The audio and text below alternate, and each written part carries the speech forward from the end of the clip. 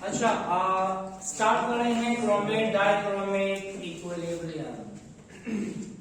हमने इससे पहले लेक्चर में डिस्कस किया था इंट्रोडक्शन ऑफ क्रोमियम और उसके ऑक्सीडेशन स्टेट। इंपॉर्टेंट टॉपिक है, अक्सर शॉर्ट क्वेश्चन में आता है कि क्रोमेट डाइक्रोमेट इक्विलिब्रियम किसे कहते हैं। पहले तो आप याद रखें कि क्रोमियम के +6 वाले दो साल्ट्स हैं।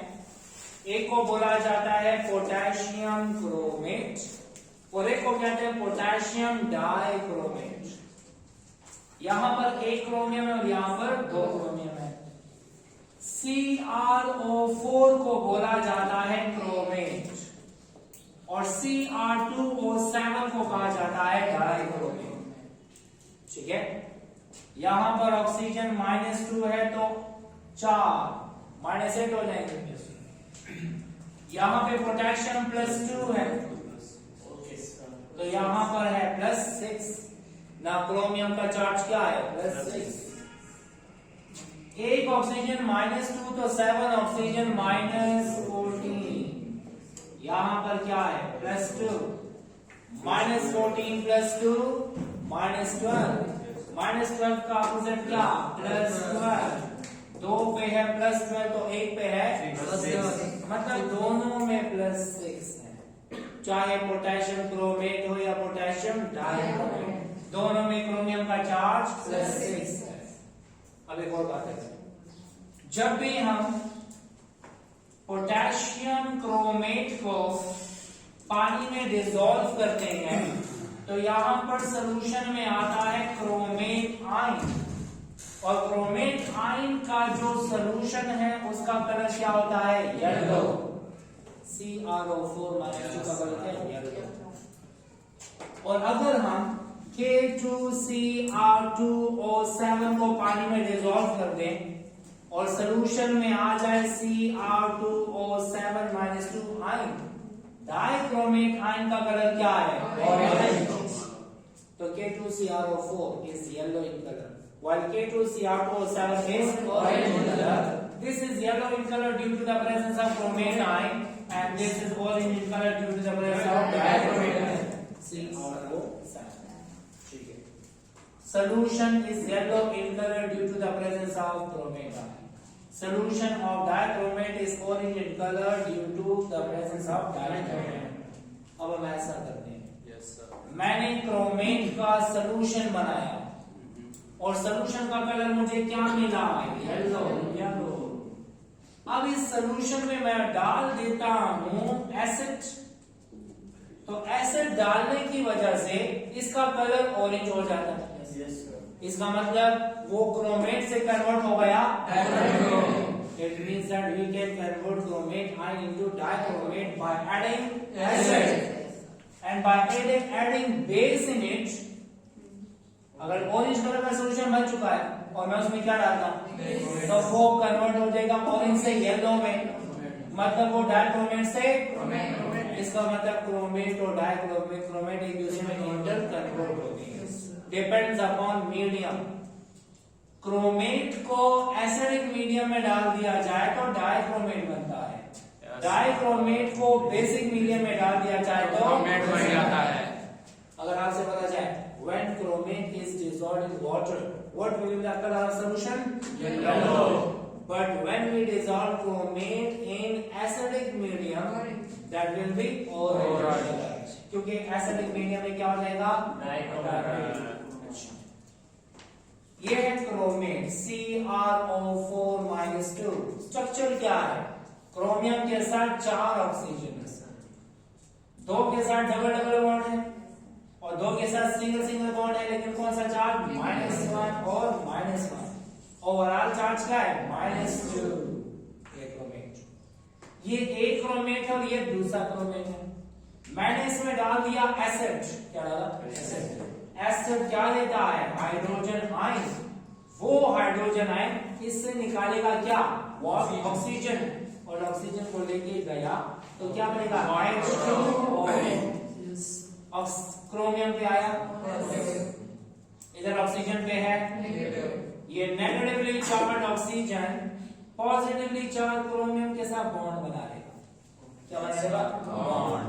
तो इसकी डेफिशिएंसी खत्म, इसका नेगेटिव चार्ज खत्म। नेगेटिव रहेगा ऑक्सीजन पे और ऑक्सीजन पे, तो Cr double bond O double bond O, Cr double bond O double bond O, single bond O पे माइनस चार्ज, कौन सा चार्ज? माइनस।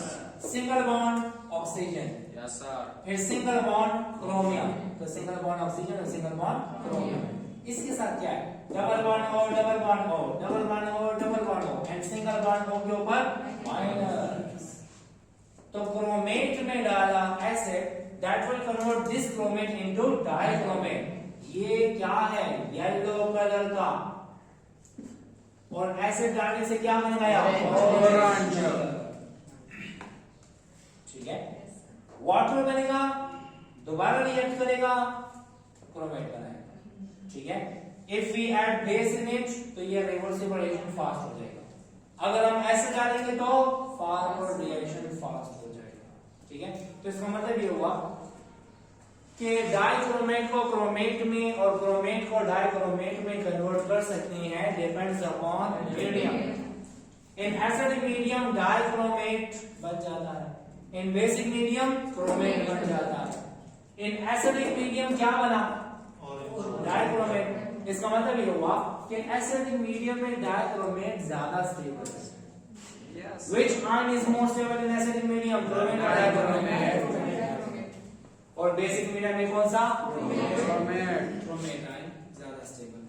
ठीक है, क्लियर हो गया? We can convert chromate into dichromate and dichromate into chromate. Depends upon medium. In acidic medium, chromate is converted into dichromate. Yellow color is converted into orange color, and orange color can be converted into yellow color by adding base. Basic medium में chromate ज्यादा stable, acidic medium में dichromate ज्यादा। So this is all about chromate and dichromate equilibrium. अब आते हैं हम dichromate को reduce करते हैं यूजिंग जिंक, या जिंक को ऑक्सीडाइज करते हैं यूजिंग डाइक्रोमेट। क्रोमियम पे कितना चार्ज है? +6, और हाईएस्ट चार्ज होता है तो स्ट्रॉन्ग ऑक्सीडाइजिंग। जब पॉजिटिव चार्ज ज्यादा होगा ऑक्सीडाइजिंग होगा, पॉजिटिव चार्ज कम होगा तो रिड्यूसिंग। डाइक्रोमेट में क्रोमियम का चार्ज कितना? +6, तो डाइक्रोमेट खुद होगा रिड्यूस और ओम को करेगा ऑक्सीडाइज। इस टॉपिक को दो नाम दे सकते, reduction of dichromate by zinc या oxidation of zinc by dichromate. अब सुनिए, जब डाइक्रोमेट जिसका कलर क्या है? ये हो जाता है रिड्यूस। यहाँ पे क्रोमियम पे कितना चार्ज, और यहाँ पे क्रोमियम पे जब चार्ज कम होगा रिडक्शन होगी, चार्ज ज्यादा होगा +6 ज्यादा है, +3 कम। जब चार्ज कम होगा तो रिडक्शन, चार्ज और कम हुआ तो और रिडक्शन। याद रहे डाइक्रोमेट का कलर क्या है? ऑरेंज। जब वो रिड्यूस होगा क्रोमियम +3 में तो कलर क्या होगा? ग्रीन, और +3 से जाएगा +2 में तो ब्लू। तो कलर चेंज से हमें पता लगेगा। मैं कहूंगा सोल्यूशन का कलर था ऑरेंज और कलर चेंज हो गया ग्रीन में, तो मतलब क्रोमियम +6 से गया +3। तो फिर मैं कहता हूं नहीं, ग्रीन में नहीं गया, वो ब्लू में कन्वर्ट हो गया, +2 में कन्वर्ट होगा। अब हम ऐसा करते हैं, मैंने लिया डाइक्रोमेट आयन, क्या लिया? Dichromate ion. डाइक्रोमेट पे चार्ज है -2, ओवरऑल माइनस। Yes sir. अच्छा देख लेते हैं, ब्रैकेट ऊपर -2, एक ऑक्सीजन -2 है तो 7 ऑक्सीजन -14 के साथ ऐसा क्या प्लस करें कि -12 इस पे आ जाएगा +12। 2 क्रोमियम में +12 तो 1 क्रोमियम पे +6। यहाँ पे क्रोमियम था +6, लेकिन क्रोमियम आया कहाँ? 3 में। तो 1 क्रोमियम ने कितने इलेक्ट्रॉन लिए? 3 लिए ना? Yes sir. मतलब पहले था 6, अब है 3। 1 क्रोमियम ने 3 इलेक्ट्रॉन लिए। यहाँ पे कितने क्रोमियम है? 2। तो 2 क्रोमियम कितने देगा? 6 6 मतलब 6 इलेक्ट्रॉन चाहिए। Yes sir. ठीक है, एक क्रोमियम ने 3 लिए, 2 क्रोमियम ने 6 ले लिए, उसको देने वाला कौन है? जिंक। जिंक का चार्ज क्या है? 0। और यहाँ पर क्या है? एक जिंक ने 2 इलेक्ट्रॉन दिए तो 3 ने 6 लिए, मतलब यहाँ पर जिंक हुआ ऑक्सीडाइज और क्रोमियम हुआ रिड्यूस। +6 से यहाँ पे है, यहाँ पर 6 इलेक्ट्रॉन गेन हुए हैं, यहाँ पर 6 इलेक्ट्रॉन लॉस हुए हैं। क्लियर? अच्छा, अब सुने, बात ऐसी है, क्रोमियम के साथ कितने ऑक्सीजन है? 7। अगर आपको याद हो, हमने ऑर्गेनिक केमिस्ट्री में पढ़ा था, हर ऑक्सीडाइजिंग एजेंट के साथ हम एसिड इस्तेमाल करते हैं। Yes sir. K2Cr2O7 के साथ सल्फ्यूरिक एसिड, KMnO4 के साथ सल्फ्यूरिक एसिड, हाइड्रोक्लोरिक एसिड, कोई भी एसिड। क्यों? क्योंकि क्रोमियम के साथ कितने ऑक्सीजन है? 7। यहाँ पे क्रोमियम के साथ ऑक्सीजन है 9। तो ऑक्सीजन के साथ तो हाइड्रोजन आने चाहिए ना, पार्टी बदल ली। एक ऑक्सीजन के साथ 2 हाइड्रोजन आते हैं, तो 7 ऑक्सीजन के साथ 14। How many hydrogen are required? 14 hydrogen है, combined with 7 oxygen produces 7 hydrogen. तो अगर आपसे बोला जाए why we use acidic medium while using oxidizing agent, तो ऑक्सीडाइजिंग एजेंट से निकलता है क्या? ऑक्सीजन। उसको लेने के लिए क्या चाहिए? एसिड चाहिए, हाइड्रोजन। लेकिन कहने का मकसद ये, कलर था ऑरेंज, अब कलर हुआ ग्रीन, तो मतलब क्रोमियम +6 से गया +3 में। एक क्रोमियम ने 3 और 2 क्रोमियम ने 6, एक जिंक ने 2 दिए तो 3 जिंक ने 6। अच्छा, नाउ क्रोमियम +3 से दोबारा बन सकता है क्रोमियम +2। एक क्रोमियम 1 इलेक्ट्रॉन ले सकता है, तो 2 क्रोमियम 2 इलेक्ट्रॉन ले सकता है। Yes sir. और 2 इलेक्ट्रॉन देने वाला कौन है? जिंक। जिंक का चार्ज क्या है? यहाँ पर क्या है? एक जिंक ने 2 इलेक्ट्रॉन दिए, यस तो सर। एक जिंक ने 2 दिए, तो एक क्रोमियम ने 1 लिया, इलेक्ट्रॉन लिया और 2 ने 2 लिया।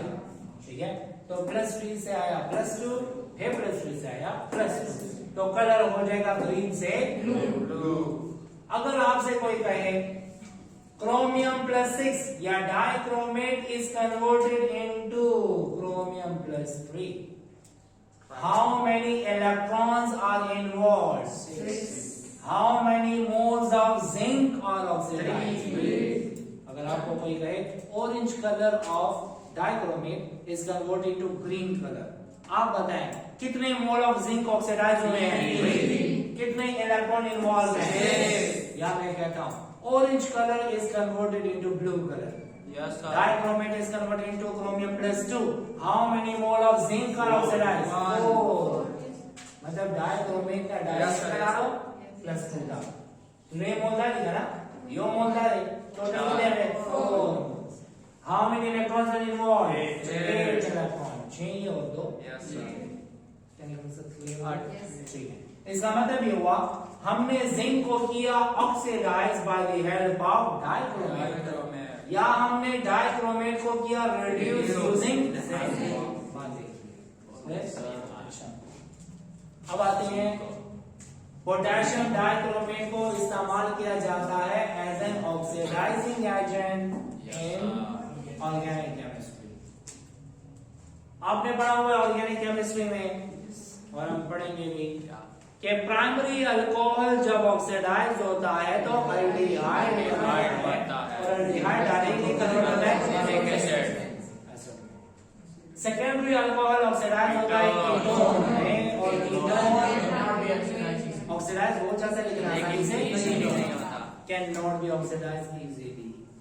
टर्शियरी अल्कोहल ऑक्सीडाइज नहीं होता, कैन नॉट बी ऑक्सीडाइज्ड, लेकिन क्या बनता है? अल्फा हाइड्रोजन है ना।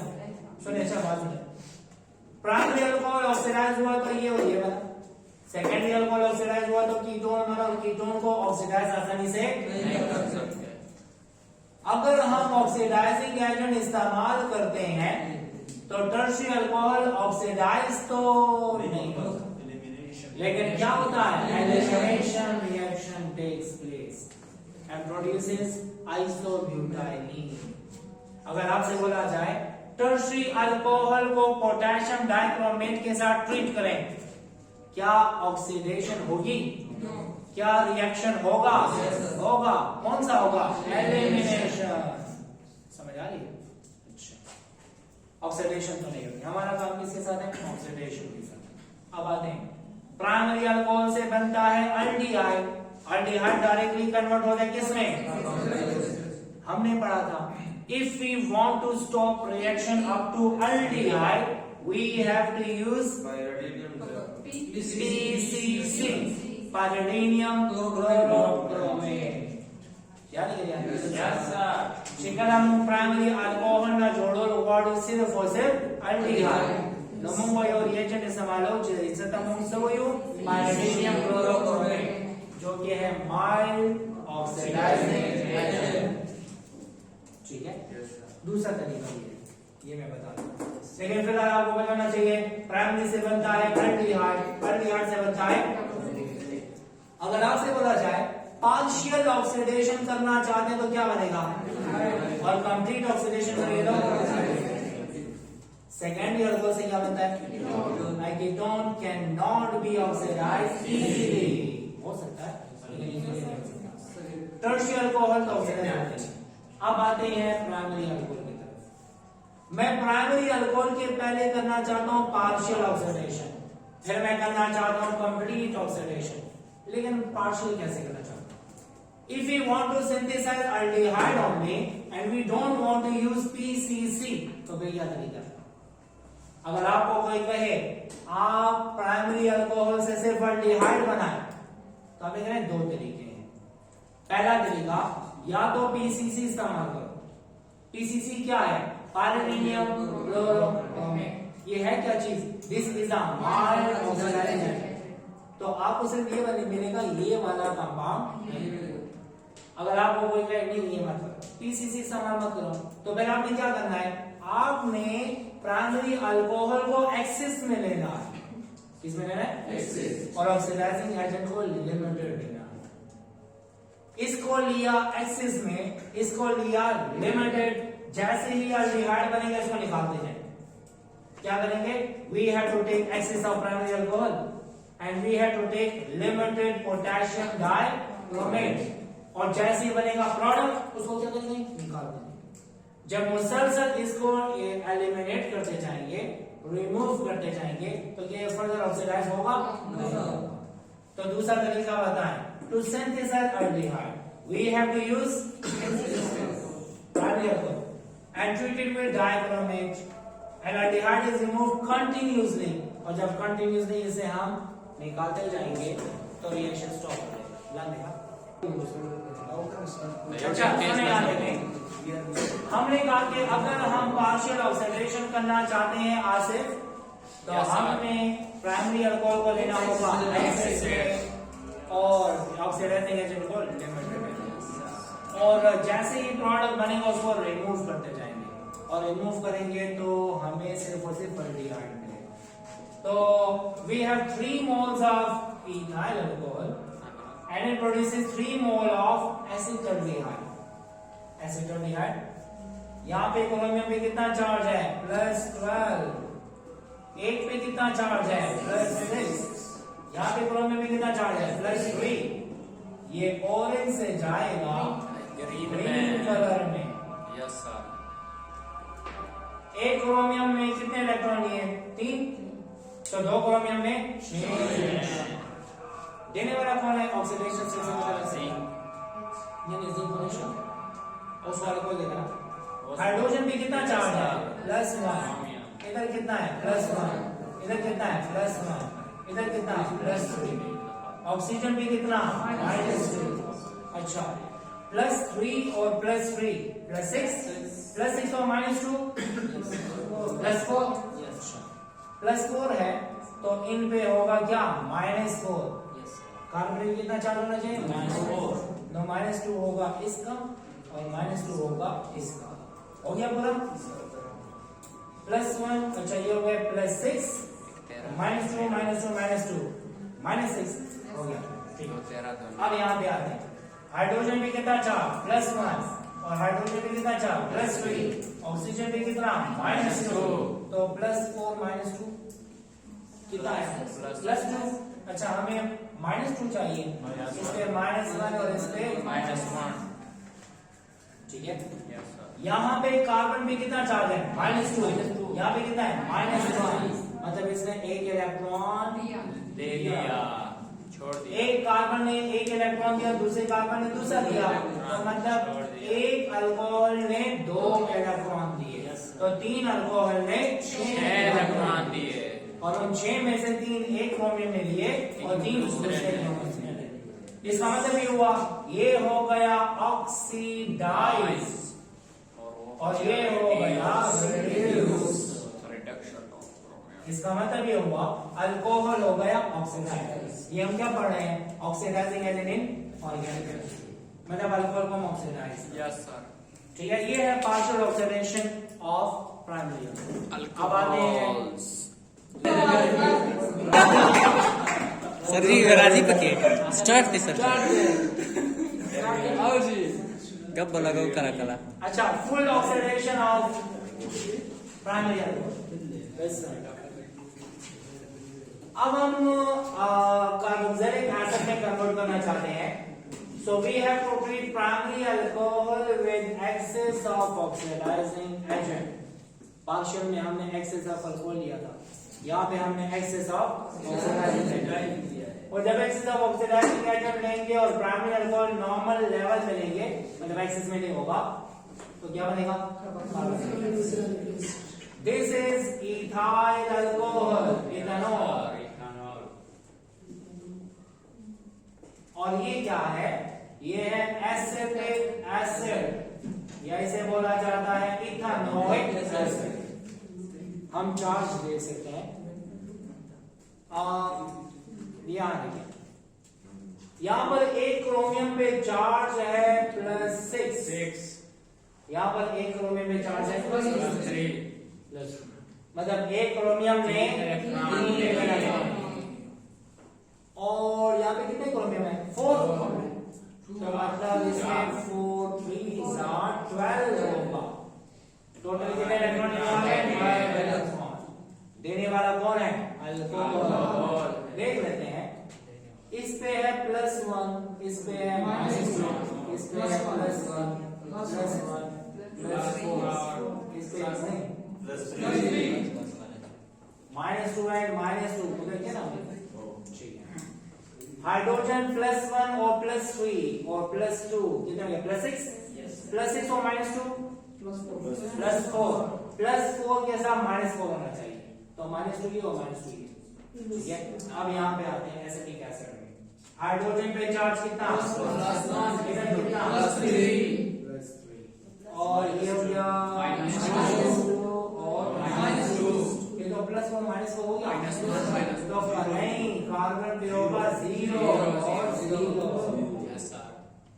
इसका मतलब कार्बन -2 से 0 में आया और -2 से 0 में आया। एक कार्बन ने 2 इलेक्ट्रॉन दिए, तो 2 कार्बन ने 4 दिए।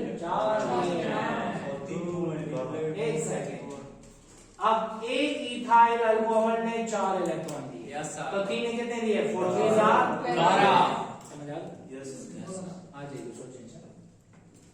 एक इथाइल अल्कोहल में कार्बन -2 था, तो अब क्या है 0 है, इसने 2 दिए इलेक्ट्रॉन, दूसरे ने 2 दिए इलेक्ट्रॉन, मतलब एक इथाइल अल्कोहल ने 4 दिए, तो 3 इथाइल अल्कोहल ने 4 इलेक्ट्रॉन अल्कोहल ने दिए और टोटल 12, तो 12 इलेक्ट्रॉन किसने ले लिए क्रोमियम, ठीक है। और बाकी बैलेंस कर लें, जितने हमारे पास हाइड्रोजन है we get 11 moles of water, ठीक है। कहां पर ऑक्सीडेशन ज्यादा हुई, यहां या वहां, वहां पर सिर्फ -2 से -1 में गया, तो पार्शियल लोकेशन हुई। यहां पर -2 से 0 में आया, तो मतलब फुल ऑक्सीडेशन। अगर आपसे बोला जाए when primary alcohol is partially oxidized, so the oxidation state of carbon changes from -2 to -1, partial, और कंप्लीट ऑक्सीडेशन में -2 से -0। ठीक है, ये है secondary alcohol. Secondary alcohol oxidizes to ketone. Yes sir.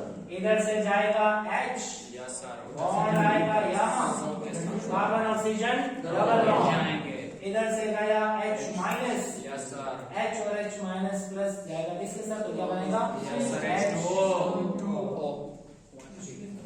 और बन गया CH3, yes C sir. Double bond O, CH3। देख लेते हैं चार्ट। सेकेंडरी अल्कोहल में कार्बन का चार्ट क्या है?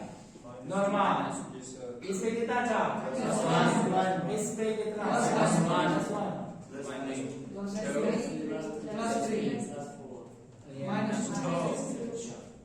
ये 4 और 4 +8 हो गया, +8 और -2 6 हुआ, तो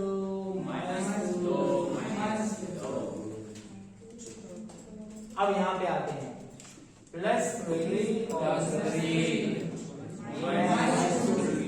6 में से 2 गए +4, यहाँ पे आएगा -2 नहीं -2 ये तीसरा भी है ना? Yes sir. 1.5 +3 +6 +6 और -2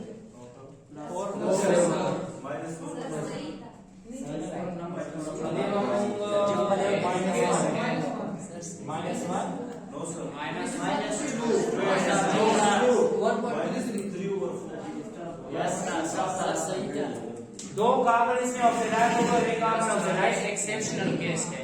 एक्सेप्शन नहीं तरीका वो बता जुड़ा होगा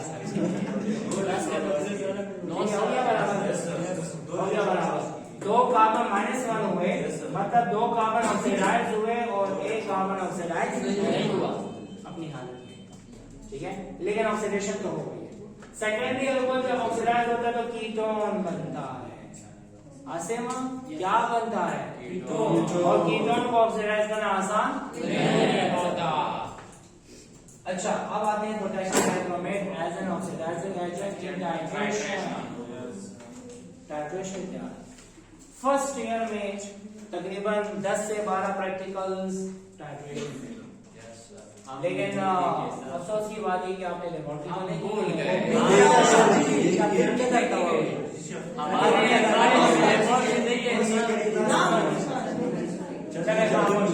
मेरी किताबें गायब हो गई। खामोश वीडियो में मेरी किताबें गायब हो गई। What is titration? वो प्रोसेस। एक सेकंड में बता। Yes sir. क्या देखें, दो किस्म के सॉल्यूशन है। Let's suppose we have FeSO4 का सॉल्यूशन जो और एक है K2CR2O7 का सॉल्यूशन। इसकी कंसंट्रेशन हमें पता है, यस सर। तो ये सॉल्यूशन में खुद बनाए। लेट्स सपोज ये है 0.05 मोलर, कितना है? 0.05 मोलर नॉर्मल। और ये एक ऐसा सॉल्यूशन है कि हमें किसी ने कहा इसमें आयरन सल्फेट है, लेकिन कितना है पता नहीं है। जिसकी कंसंट्रेशन हमें पता ना हो उसको अननोन कहते हैं। Yes sir. जिसकी कंसंट्रेशन हमें पता हो उसको स्टैंडर्ड सॉल्यूशन कहते हैं। नॉन भी कह सकते हैं। स्टैंडर्ड बोलोगे ना? अच्छा सुनिए, अच्छी वो प्रोसेस जिसमें हम अननोन सॉल्यूशन की कंसंट्रेशन को मालूम करते हैं बाय द हेल्प ऑफ, ऐसे प्रोसेस को क्या कहते हैं? टाइट्रेशन। मतलब ये अननोन सॉल्यूशन की कंसंट्रेशन हमें मालूम करनी है, जिस प्रोसेस से मालूम करेंगे उस प्रोसेस को कहते हैं titration. The process in which concentration of unknown solution is determined using standard solution। Unknown solution का मतलब ये है कि सॉल्यूशन की कंसंट्रेशन का हमें पता नहीं, स्टैंडर्ड का मतलब हमें कंसंट्रेशन पता। Titration is a volumetric analysis. दो किस्म की एनालिसिस होती है, Volumetric. Volumetric analysis and gravimetric analysis. Yes, sir. एक होता है ग्रेविमेट्रिक, एक होता है वॉल्यूमेट्रिक। Volumetric. जब हम कहते हैं इतने मास के लिए इतना मास चाहिए, Yes, sir. तो मासेस कंपेयर कर रहे हैं तो ग्रेविमेट्रिक एनालिसिस। Yes. 10 ml के लिए कितना ml चाहिए, वॉल्यूमेट्रिक एनालिसिस। हम कंसंट्रेशन मालूम करते हैं वॉल्यूम मेजर करके, Yes, sir. उसे बोलेंगे वॉल्यूमेट्रिक एनालिसिस। हम कंसंट्रेशन मालूम करते हैं मासेस मेजर करके, उसके बोलते हैं gravimetric analysis. So titration is an example of volumetric. अब सुनो, यहां पर इस्तेमाल हो रहा है ऑक्सीडाइजिंग एजेंट, ठीक है, तो फिर दूसरा होगा क्या, रिड्यूसिंग एजेंट। जब ऑक्सीडाइजिंग एजेंट इस्तेमाल हो तो दूसरा खामखा रिड्यूसिंग एजेंट होगा, तो ऐसी टाइट्रेशन को बोला जाएगा रेडॉक्स टाइट्रेशन। इसमें हो रहा है रेड और हो रहा है ऑक्स, रिडक्शन भी हो रही है, ऑक्सीडेशन भी। रेडॉक्स टाइट्रेशन में पोटेशियम डाइक्रोमेट सॉल्यूशन को इस्तेमाल किया जाता है एज अ, ताकि हम डिटरमाइन कर सकें अननोन सॉल्यूशन की कंसंट्रेशन। लेट्स सपोज हमारे पास जो अननोन सॉल्यूशन है वो किसका है, फेरस सल्फेट। फेरस, फेरस का मतलब +2 और फेरिक +3 होगा। लेट्स सपोज ये सॉल्यूशन है +2 वाला, ठीक है, अननोन, और ये है हमारे पास पोटेशियम डाइक्रोमेट का सॉल्यूशन। अगर आपको कहा जाए बताएं क्या है कंसंट्रेशन इसकी, तो हमने स्टैंडर्ड सॉल्यूशन को लेना है बियोरेट में, किसमें, बियोरेट, इसको बोला जाता है बियोरेट। मैंने लिया हुआ है 0.05 मोलर K2CR2O7, ठीक है, भर दिए इसको। और मैंने अननोन सॉल्यूशन को ले लिया कॉनिकल फ्लास्क में, किसमें, लेट्स सपोज मैंने इसमें लिया 10 ml, कितना ml, FeSO4 सॉल्यूशन, ठीक है। मैं कहूंगा 10 ml FeSO4 में डालूंगा drop wise potassium dichromate. Potassium dichromate डाला, ऑरेंज कलर आया, डिसअपीयर हो गया, फिर कलर आया, डिसअपीयर हो गया। एक टाइम ऐसा आएगा कि कलर चेंज हो जाएगा, क्या हो जाएगा, जैसे ही इसका कलर चेंज हुआ तो हम कहेंगे रिएक्शन हो गया स्टॉप। क्या हो गया, स्टॉप। जहां पर रिएक्शन स्टॉप हुआ तो हमने देखना है कितना वॉल्यूम यहां पर इस्तेमाल हुआ है। 10 ml के रिएक्शन के लिए कितना ml पोटेशियम डाइक्रोमेट इस्तेमाल हुआ, समझ आ गई? तो हमें एक फार्मूला लेना है FeSO4 रेशियो K2CR2O7, एक फार्मूला है M1V1 divided by N1 is equal to M2V2 divided by N2। What is M? Molarity, concentration. ये तो हमने मालूम करना है, इसकी मोलैरिटी हमें मालूम करनी है। कितना वॉल्यूम लिया है हमने, हमें पता है, this is V1. How many moles are 1 mole? Balance chemical equation में 1 मोल पोटेशियम डाइक्रोमेट के लिए 6 मोल चाहिए, तो कितने मोल है, 1 है 6, हमें पता है, बैलेंस केमिकल इक्वेशन से पता लगता है। कितनी मोलैरिटी हमने ली है, 0.05, पता है, नहीं समझ आ रही है? कितना वॉल्यूम इस्तेमाल होगा कौन बताएगा, बियोरेट बताएगा हमें। And how many moles are there, 1। K2CR2O7 कितना है, 1 मोल, ये कितना है, 6 मोल, कितना है, 10। कितनी मोलैरिटी है, 0.05। बाकी सब पता है, क्या हम मोलैरिटी मालूम कर सकते हैं, करके मालूम। मतलब हमने इस पूरे एक्सपेरिमेंट में क्या किया, इसके ml को लिया और इसके ml को फाइंड किया। 10 ml अननोन सॉल्यूशन के साथ कितना ml स्टैंडर्ड सॉल्यूशन इस्तेमाल होता है, इसको बोलते हैं वॉल्यूमेट्रिक एनालिसिस। अच्छा, रिएक्शन देख लेते हैं।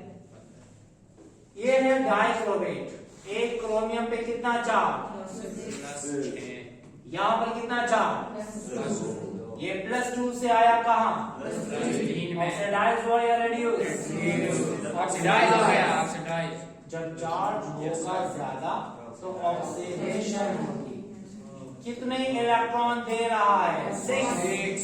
एक आयरन एक इलेक्ट्रॉन, 6 आयरन 6 इलेक्ट्रॉन देंगे। ठीक है, यहाँ पर +6 से कहाँ आया? +3। एक क्रोमियम ने 3 तो 2 क्रोमियम ने 6, उसने 6 दिया है तो इसने 6 इलेक्ट्रॉन ले लिए। दे दिए है ये रेडी। तो क्रोमियम +2 से सॉरी +6 आएगा +3, Fe+2 से आएगा Fe+3। यस सर ये तो मैंने जनरली से जो रिएक्शन था वो मैंने लिख दिया। अब ओवरऑल रिएक्शन क्या है? ये हम किस में लेते हैं? K2Cr2O। Fe कहां पर है? FeSO4 में, ये FeSO4। और ये कहां से है? 14 हाइड्रोजन है, 7 2s are 14। अगर मैं HCl इस्तेमाल करूंगा तो 14 HCl लूंगा। अब मैंने क्या लिया हुआ है? सल्फ्यूरिक एसिड, तो कितने हैं? 7 सल्फ्यूरिक एसिड ले लिया। रिएक्शन का प्रोडक्ट क्या बना? Fe2SO4 एक सल्फेट पे -2 तो 3 सल्फेट पे -6, तो यहाँ पर क्या होगा? यहाँ पे आयरन पे क्या है? 2 आयरन पे +6 तो 1 आयरन पे +3 तो +2 से आया +3। पोटेशियम सल्फेट हुआ। अच्छा यहाँ पे देखते हैं, यहाँ पे क्रोमियम +6 है, एक क्रोमियम। यहाँ पर है एक सल्फेट -2 तो 3 -6, यहाँ पर 2 पे है +6 तो 1 पे है +3। समझ आ रही? Yes sir. पोटेशियम सल्फेट में गया, फेरिक सल्फेट में आया, क्रोमिक सल्फेट में आया एंड 7 वाटर मॉलिक्यूल चलेगा। अच्छा, +3 वाले को क्रोमिक कहते हैं यस सर। और +2 वाले को क्रोमस। इसे फेरस सल्फेट कहते हैं, इसे फेरिक सल्फेट कहते हैं। So in this way we can find out the concentration of unknown solution using standard solution। ऐसे प्रोसेस को बोला जाता है टाइट्रेशन।